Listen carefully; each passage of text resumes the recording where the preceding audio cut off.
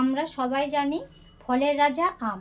বৈশাখ মাস আম গাছে ধরে আছে থোকা থোকা কাঁচা আম। আর এই তীব্র গরমে মুখে রুচি বাড়াতে কাঁচা আম উল্লেখযোগ্য ভূমিকা পালন করে। আপনারা দেখছেন রন্ধন বিচিত্রা। আমাদের আজকের রেসিপি খইয়ের গুঁড়ো দিয়ে কাঁচা আম মাখা। তাহলে চলুন রেসিপিটি দেখে নিই। আমগুলোকে 3-4 বার জল পাল্টিয়ে ধুয়ে নিয়েছি। এখন একটা ছুরির সাহায্যে আমের খোসাগুলো ছাড়িয়ে নেব।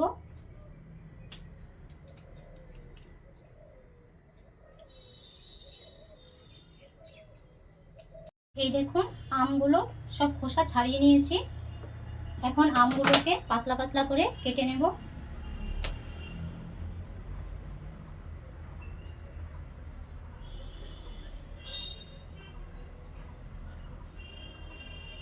এভাবে পাতলা পাতলা করে কেটে নেবেন।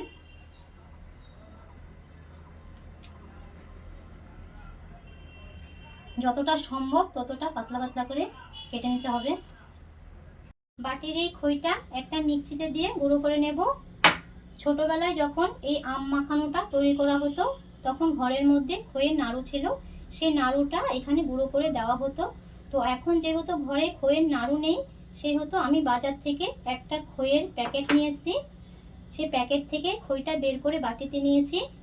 এখন এই খইটা একটা মিক্সিতে দিয়ে গুঁড়ো করে নেব।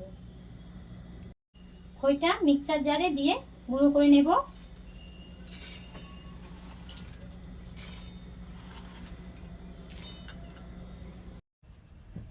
এই দেখুন খইটা গুঁড়ো করে নিয়েছি। এখন এই শুকনো লঙ্কাগুলোকে আগুনের মধ্যে একটু পুড়িয়ে নেব।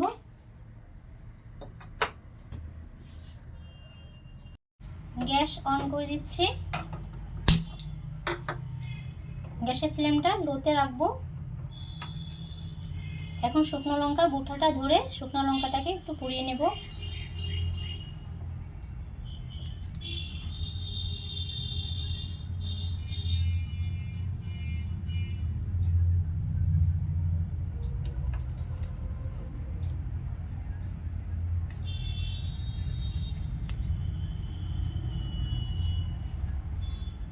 এইভাবে লঙ্কাগুলো পুড়িয়ে নেবেন।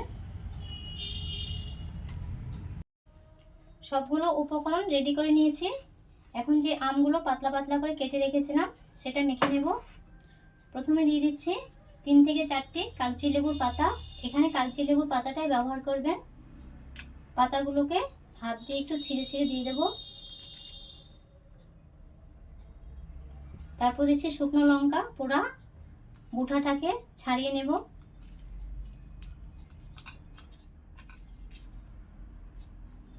লঙ্কাগুলোকে হাত দিয়ে একটু ছেড়ে ছেড়ে দেবেন।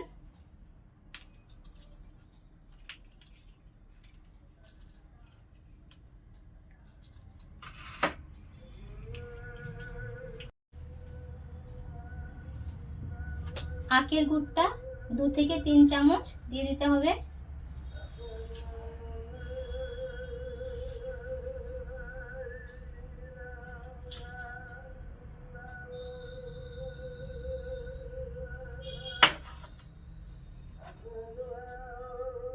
খইয়ের যে গুঁড়োটা করে রেখেছিলাম সেটাও 3 চামচ দিয়ে দিচ্ছি।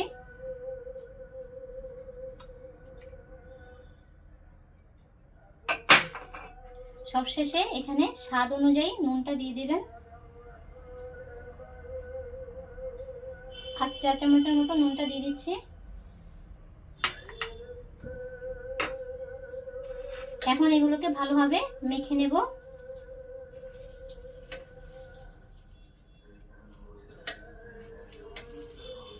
আপনারা বাড়িতে একবার এই আম মাখাটা করে খেয়ে দেখবেন, খুবই ভালো লাগে খেতে।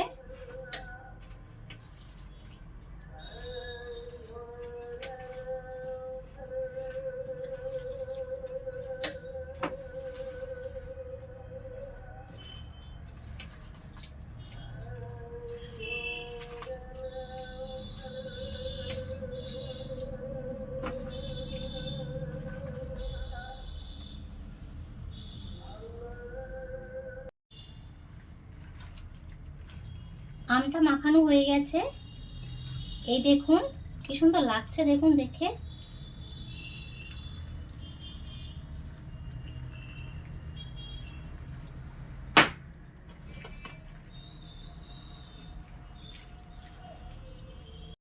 খইয়ের গুঁড়ো দিয়ে কাঁচা আমের এই রেসিপিটি আপনাদের কেমন লাগলো কমেন্টে জানাবেন।